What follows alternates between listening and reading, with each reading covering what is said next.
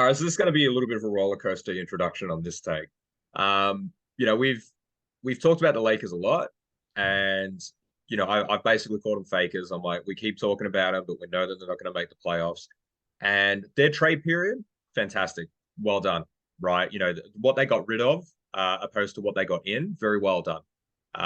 Clever, well designed. You get Westbrook out, clearly was not working by that point, and you bring in pieces like D'Angelo Russell, who's you know, maybe going to present some of the similar issues, but at least can shoot a little bit better. Vanderbilt, Beasley, even Mo Bamba, maybe he's going to have the resurgence that he wants. I don't know. Maybe that rap song is going to blow up on YouTube. But the takeout of this would be great trade, like great trade period, really well constructed with what they had. Definitely better than when they entered it. But it doesn't matter. They're not doing anything. That ended a bit abruptly. All right, so your take here is that the Lakers are not going to make the playoffs. Is that what you're saying? Play in. I don't think their trajectory's really changed that much. I think Westbrook was a very talented player, clearly enough to propel them into a couple of wins. I think these auxiliary pieces they've added will work well around the team construction and they'll get a similar amount of wins. I don't think their win projection is any different than +5. I don't think All it's right, really changed their season. let's have a look at this. All right, let's break this down, okay? At the moment, and this has been a real close conference all year, so these can change at any rolled ankle. All right, players out for 2 weeks, rolled ankle. Then suddenly you're sliding down these standings, okay? At the moment, the play-in groups, Warriors, Pelicans, T-Wolves, and the Thunder. Right now, if the play-in started today, Thunder would be in the play-in, okay? Then we got the Jazz, Blazers, and Lakers. So if we want to look at this from a numbers perspective, I think the question mark continue to remain with the Thunder. Are they able to continue to win at this 500 pace to make that play-in spot? Do they want to make this play-in spot? All right, that's a big question there. They've almost won too many games now to try and take a different course of direction. I think at the start of the year there was probably chatter that they were looking at the Wembanyama sweeps there at that point, and SGA has elevated his game, and just the core around him have sort of fit, and now they're competitive. They're on the up. And Utah clearly don't really care whether they make that spot or not. So there's one spot left for the Blazers or the Lakers, and they're only 2.5 games out of that spot.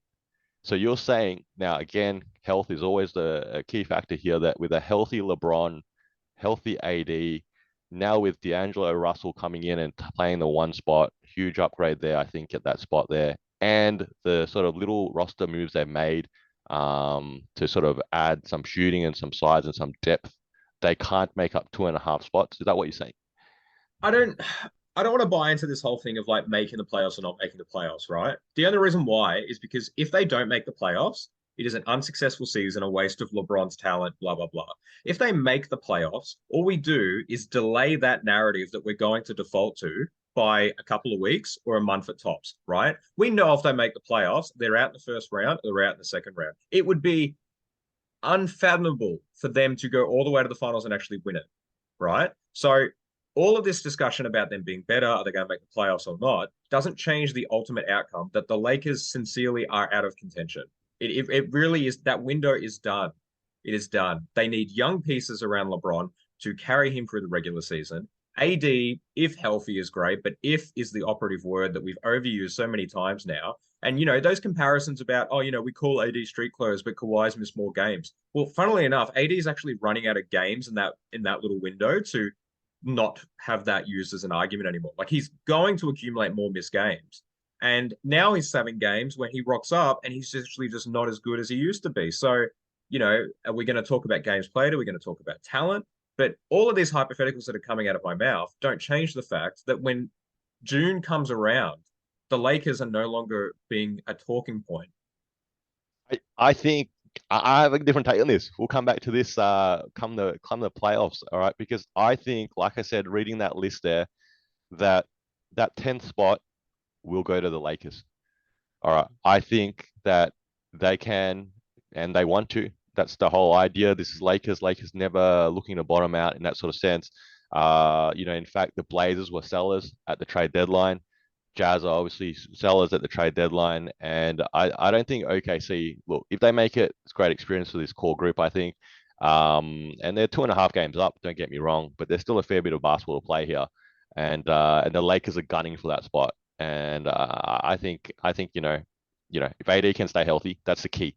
If AD can stay healthy, and we say if again, okay, then I think they can grab that 10th spot and have a crack in that play-in. Yo, this is Two Guys with Spare Time. I'm Faz, this is Nick. You're probably a basketball fan like us, so hopefully you can throw us an assist and giving our video a like and subscribing to our channel. And if you got thoughts, feelings, or even some suggestions, please put them down in the comment section below. And thank you for using your spare time to watch us in our spare time.